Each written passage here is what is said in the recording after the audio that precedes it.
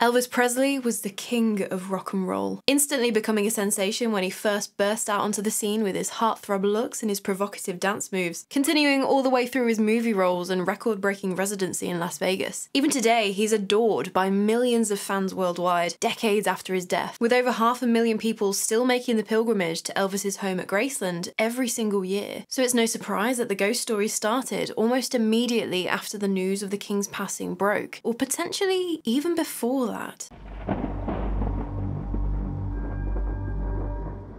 Elvis Aaron Presley was born on the 8th of January 1935 to Vernon and Gladys Presley in Tupelo, Mississippi. And Elvis was actually a twin, which I had no idea about until I started looking into this story. But unfortunately, his brother Jesse was stillborn, so Elvis grew up as an only child. Apparently, this did affect Elvis quite a lot. It said that he lived his life with this guilt that he got to live and his brother didn't. Although some people turn it on its head and say that it was because he lost his twin brother at birth. Jesse sort of acted as a driving force in Elvis's life that pushed him to become the absolute icon that he did. It is said though that his mother Gladys once said that you're living for two, which I would say wouldn't exactly help the guilt. But either way, this man lived a life in the 42 years that he was alive. He packed so much in that if I was to go into detail, we would be here for hours. So here's kind of like a very brief rundown of the king's life. It's not comprehensive by any stretch of the imagination, but it gives you a bit of context for the stories that we're going to get into a bit later. And just so you know, this will be a two-parter because there are so many stories that I couldn't fit them all into one video. There is a lot to talk about. So a little about Elvis's life. In 1954, he started his singing career by recording some acetates at Sun Records in Memphis. And by 1956, Elvis was causing mass hysteria at his shows wherever he went. He was already becoming this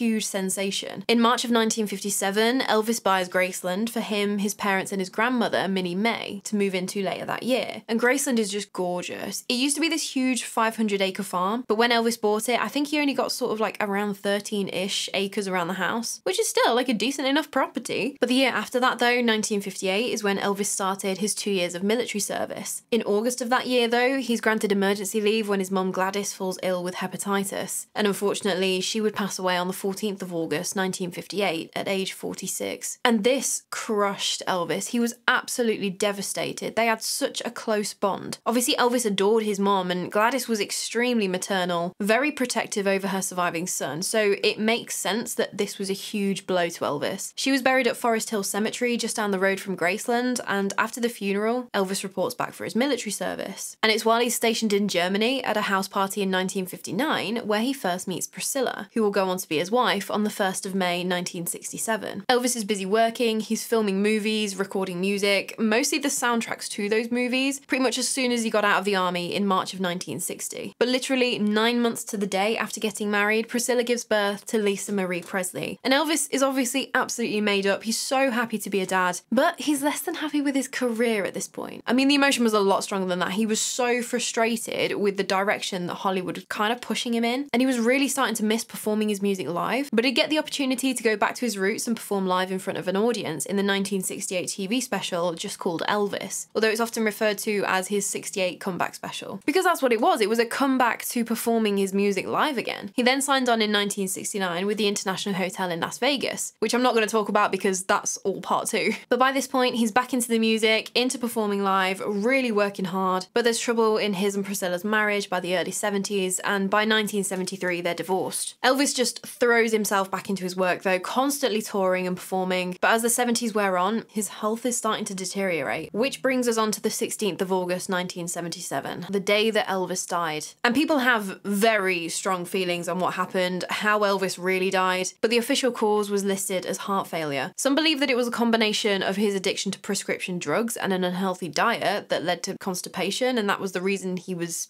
found in the bathroom. But the book, The Death of Elvis, What Really Happened, paints a different picture in that the prescription drugs had a lot more to do with it. And apparently that there were like cover-ups and all sorts going on. But the fact is that the king passed away aged just 42 years old at Graceland on the 16th of August, 1977. Elvis was buried at Forest Hill Cemetery on the 18th of August alongside his mum Gladys. But there was actually more death that happened at his funeral. Obviously his funeral was a huge affair. Thousands of people came to line the streets to pay their respects to one of the biggest stars in the world at the time. But outside the gates of Graceland, 2 19-year-old fans were killed when a drunk driver ploughed into the crowd, which is just absolutely awful. And literally days after the funeral as well, on the 29th of August, 4 men were arrested for attempting to break into the mausoleum in the cemetery and hold Elvis's body for ransom. So on the 2nd of October 1977, Elvis and his mother Gladys were moved to the meditation garden at Graceland, and that's where they've remained ever since. And so now the meditation garden is the final resting place of Elvis, his parents Vernon and Gladys, his grandmother Minnie May, his daughter Lisa Marie, because unfortunately she died on the 12th of January 2023, and his grandson, Lisa Marie's son Benjamin Keogh, as he died in 2020. There is also a memorial to his twin brother Jesse, as he's still buried in Tupelo. Also, just a funny little side note,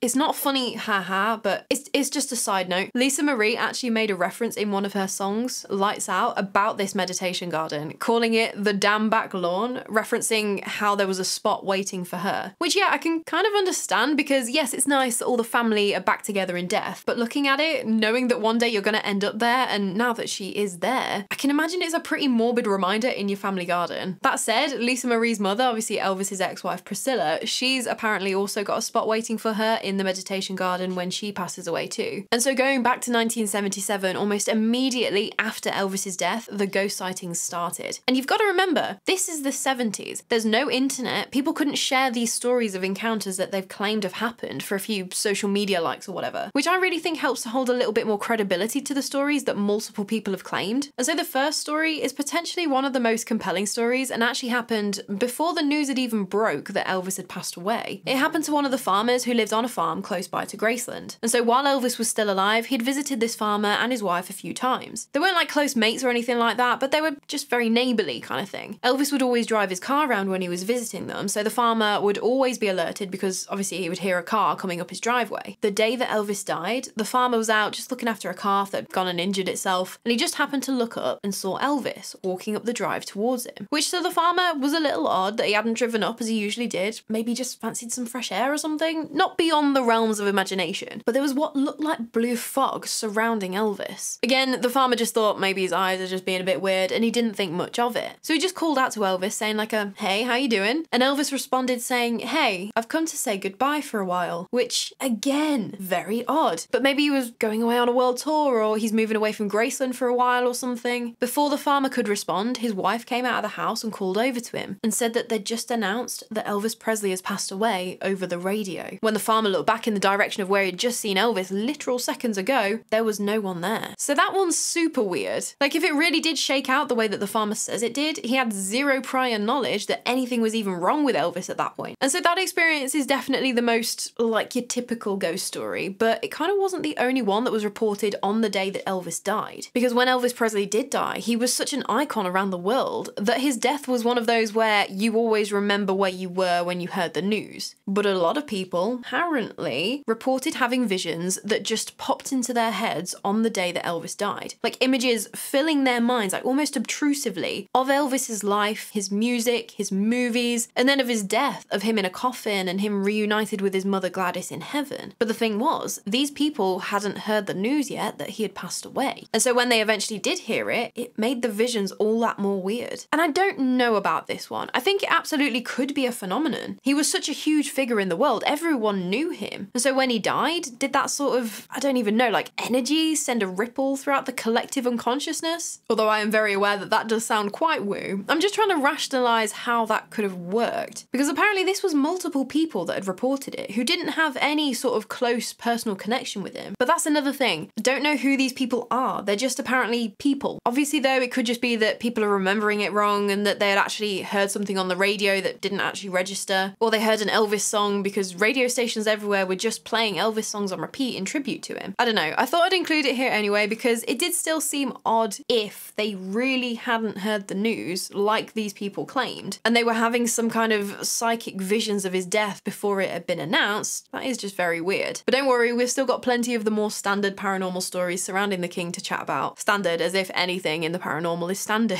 But it seems like a lot of the activity reported naturally centres around Graceland itself. And it's interesting that potentially paranormal sightings of Elvis boomed in the 80s when Graceland was opened up to the public in 1982. Apart from the upstairs, that's not open to the public. Apparently it's been left as it was on the night he died, died, and only Lisa Marie when she was alive, Priscilla, and the Vice President of Archives and Exhibits at Graceland, Angie Marchese, are allowed up there. And then just a very select few people have been allowed up there with permission, basically. Billy Idol posted on his Twitter that he'd once gone up there with Lisa Marie, and Nicolas Cage, who's a huge Elvis fan and was married to Lisa Marie for a time, he's been allowed up there. But other than that, it's totally off limits. For the right reasons, I think. Obviously, Elvis's bedroom, that's a very private space, and it's only right to me that the family want to hold some of Elvis back just for themselves, just to have a little bit of privacy. And then, of course, blocking off the bathroom where Elvis was found. If you open that up to the public, it's just going to become a macabre spot that people are just going to flock to just to see the scene of his death alone. So I totally get why they wouldn't want just anyone going on up there. Apparently, there may have also been some structural concerns about allowing the amount of foot traffic upstairs day in, day out too, but there's still more than enough on display to make it worth a visit. And so the most common phenomena? I don't really think it's paranormal. It might be, but it's potentially more to do with the human mind, is that people can feel the presence of Elvis at Graceland. And this is reported a lot throughout this whole story. Like, you'll be at Graceland and then get the feeling that he could just come trotting down the stairs, or you'll turn a corner and come face to face with him at any point. So much so that Angie Marchese says that when she comes in the morning, she says, "Good morning, Elvis." And then when she goes home at night, she always says, "Good night, Elvis." Like I say, could be something to it, or it could just be that Graceland has been preserved pretty much how it was when Elvis lived there. And there's all of these items of Elvis still there. Of course, it's gonna somewhat feel like he's there with you. I don't know, I could be entirely wrong and he is still hanging around Graceland. But apparently for a few tour groups, that has actually been their reality, especially for a tour group in 1988. And so the tour at Graceland works like the guide will take you around the house, obviously not upstairs, but going room to room and giving you all the information. And then you're left to just freely roam about in your own time for a little bit and explore for yourself. There was this one tour group in 1988 where they'd got to the point where they were all going off and exploring on their own. And as they were trickling back through to the tour guide, these visitors kept saying things like, "Oh, that Elvis impersonator you've got, he's amazing. Just like the real thing, looks spot on, the sideburns, the hair, everything." Answering all of our questions, so polite and really getting into character, even asking us what we were doing in his house. Such a fun little touch. The tour guide is getting more and more concerned with each visitor that comes up to us saying that, as they don't have an Elvis impersonator. And they were so concerned to the point where they got security to go over the entire house and grounds. Of course, they didn't find anyone. And apparently this has been reported a few times over the years, especially in the 80s, but that time in 88 was just insane because it was pretty much the entire tour group that was reporting the same thing. And not even in a like, "Oh, you saw Elvis, well I saw him too." It was more of a, "Oh, wasn't that Elvis impersonator amazing? Really good." It is also claimed that the apparition of Elvis has been seen peering out the windows at Graceland, and he's apparently also been spotted among the graves in the meditation garden and in the tree line around the property. People have also reported seeing Elvis's face in the reflections of the glass display cases and things like that, and I don't know. I feel like the tour group story, that's different in a way that they're not saying that they saw Elvis. They saw a solid, what looked like to them, flesh and blood impersonator. And that's an extremely compelling, potentially paranormal story when you add to the fact that Graceland, especially at that time, did not have impersonators or tribute artists or anything like that. But then these stories of seeing the apparition of Elvis in various places around Graceland. As usual, I don't want to discount anyone's experiences. I wasn't there. I'll never know what you did or didn't see. But part of me does wonder if people are just geared up. They're mentally conditioned ready to be seeing Elvis there at Graceland. You know his life from learning about it in the museum. You're visiting his home, so you're probably a fan. And let's be honest, you know he died there. So that's surely going to be playing a part on some sort of subconscious level. Even so, there's still plenty of other, potentially otherworldly phenomenon going on at Graceland. The Jungle Room, or as Elvis called it, the Den, is apparently particularly active. He loved this room, and it was the room where he actually recorded some of his music in the 70s. People have apparently, again, seen the apparition of Elvis in this room. One thing that is sometimes reported as well is that visitors will hear the sound of Elvis singing coming from upstairs. Obviously, no one is allowed upstairs, and there aren't any speakers or anything playing his music. But of course, again, could it just be the conditioning of you're in the right place to hear Elvis music, so that is what you hear? I don't know, just another perspective, an outsider's opinion, and I'm happy to be proven wrong in the comments. If you've ever experienced any of these things at Graceland, please let me know. But there's one phenomenon that takes place long after the visitors have gone home for the day and Graceland is locked up. Apparently, at 2:30 in the morning, a large black limousine will appear at the gates of Graceland, drive through the closed, locked gates, and make its way up the winding drive. Obviously, the people who experience this are convinced that it must be a limo bringing the king back to his home. But all this unexplained activity at Graceland didn't actually start with Elvis's death. Because there are some reports too that Elvis's mum Gladys may have returned to Graceland after her death to potentially keep an eye on her son. One time, Elvis's dad Vernon and stepbrother Billy Stanley were staying over at Graceland while Elvis was away filming a movie, I think. And so Vernon and Billy are downstairs watching TV. It was just the two of them in the house, no one else. And then Billy starts hearing these noises coming from upstairs. He turns to his dad and he says, "Can you hear that? They sound like footsteps." Vernon can't hear anything, and so they go back to watching TV. But Billy keeps hearing these footstep noises coming from upstairs.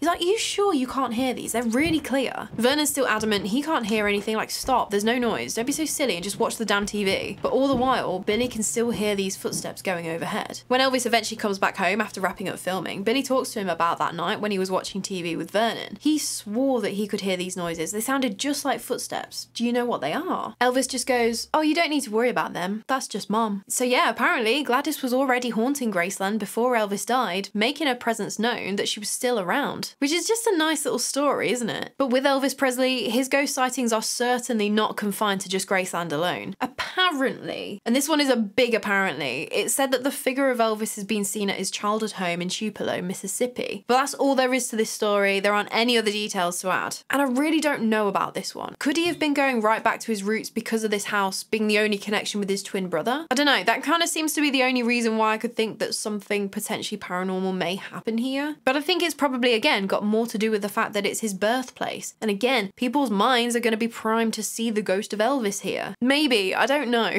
There is another spot from Elvis's past that is apparently haunted, because when Elvis was a teenager, the family moved out to Memphis from Mississippi and were living in Lauderdale Courts, apartment 328, between 1949 and 1953. Nowadays, the apartments have been completely redone and renamed to Uptown Square Apartments. They were actually saved from complete demolition by Elvis fans and historians. But back before the renovations, in 1995, a woman called Annette Neal was living in Elvis's old apartment, where he'd lived with his family as a teenager. Apparently, she was adamant that her apartment was haunted by Elvis. She said that she'd catch glimpses of Elvis around the apartment, weird things would happen, objects would move, cold spots, and again, like so many other places, she felt that presence of Elvis. There was a time not too long ago where you could go and rent out this apartment, now that it's all been redone and everything, but I'm not really sure if that's still the case now. There was another house in Memphis which was potentially haunted by the king, although this one may have had more to do with the person rather than the place, because Elvis did actually buy one of his cooks, Mary Jenkins Langston, a house in Memphis, which she stayed living in until she died on the 30th of May 2000. And Mary worked for him for a long time, from the 60s up until his death, and a little beyond that I think. She did a little cooking and cleaning for Graceland after he had passed away. But Mary claimed that she too was haunted by Elvis. She was adamant that he was there playing pranks on her at her home. Interestingly, it was usually in the bathroom where most of the activity would happen. Apparently she'd be washing her hands or putting on her makeup, obviously using the bathroom mirror, and she'd see Elvis in the reflection of the mirror standing right behind her. She'd turn around and of course no one would be there. Other times she'd be in the bathroom completely alone. There's not another living soul in the entire house, and she'd hear someone knocking on the bathroom door. She'd go out into the hall, but she already knew she wasn't going to see anything out there. Anytime she'd have a nap, whether it was at her house or at Graceland on her breaks, she'd always be woken up by the feeling of someone pulling on her toes. And she blamed Elvis for that too, kind of like saying, "Oh, the boss man's saying break time's over, get back to work." Which, considering she felt it at Graceland too, makes me think it is more about Mary rather than the house. Kind of like he's looking out for the people that were close to him maybe. Like the story from D. Stanley Presley, his stepmother, who Vernon married after Gladys died. She claimed that in 1978, she answered the phone and had a conversation with a man who didn't identify himself, but sounded awfully similar to Elvis. She didn't go into detail about what the conversation was, but apparently this unknown caller knew things about the family and about Elvis that only someone in the family would know. But then even people that didn't have a personal connection to Elvis have apparently had experiences with him after his death.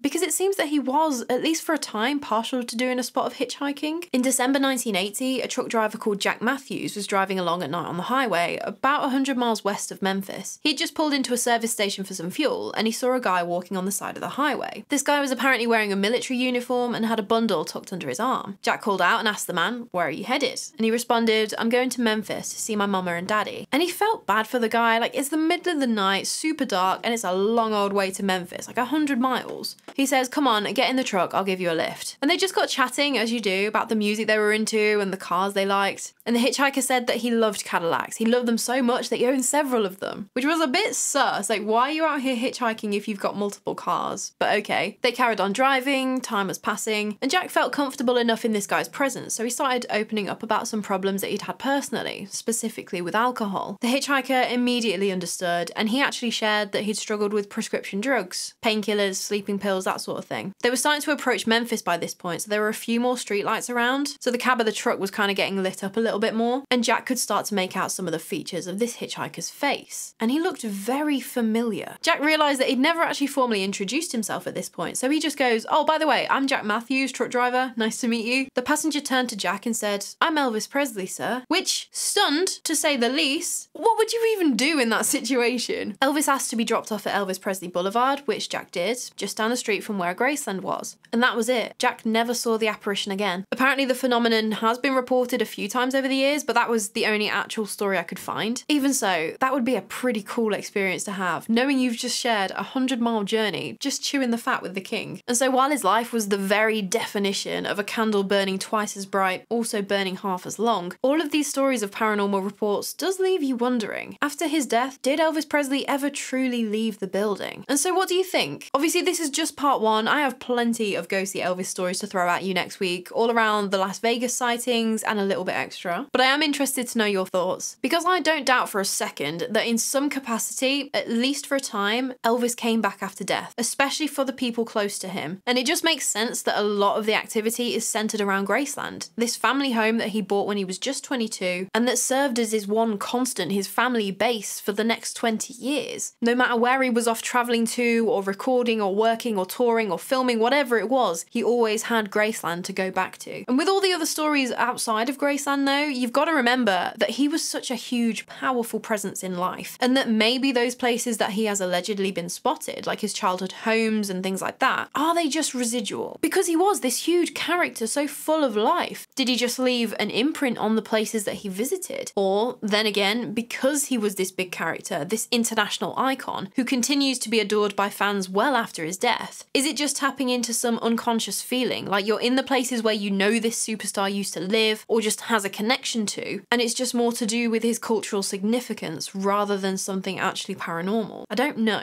I think for the places that I've spoken about today that aren't Graceland, that might have something to do with it. Graceland potentially is a bit of both, that maybe there's something still going on there, or at least there was at some point. Graceland just seems to make sense as a place that he would choose to go back to. Because for me, it's the story of the tour group in '88. If it really happened in the way it was reported, that's class A for me. When people see something that they don't even register as paranormal, those are by far my favourite stories whenever I come across them. Or something I haven't even touched on at all. Is he still alive? No, I don't think he is. Maybe those sightings of the alleged Elvis that faked his own death were actually paranormal and people were just seeing a ghost instead. Who knows? But if you enjoyed this story, which I really hope you did, because I'm not done talking about the king of rock and roll, please do leave this video a like. I went through a time in my childhood where Walking in Memphis was my favourite song, which actually references the ghost of Elvis. And like the weird little kid I was, that's when I started reading about the stories of Elvis haunting Graceland. And so when I started doing the research for this one, the story just kept getting bigger and bigger, and there were more and more connections that I have to talk about. So next week will be another very interesting one. At least I think it's interesting. I know you think it's interesting too, otherwise you wouldn't be watching me. And so obviously it's going to have a lot to do with Elvis, but a little bit more as well that I'm going to spoil you with because I'm nice like that, but all will be revealed. And so if you don't want to miss it, maybe hit subscribe and make my day. But anyway, that is all from me today. I cannot wait to chat with you more about the morbid, mysterious and macabre. So until next time, sleep safe. Well, it's a 1 for the money,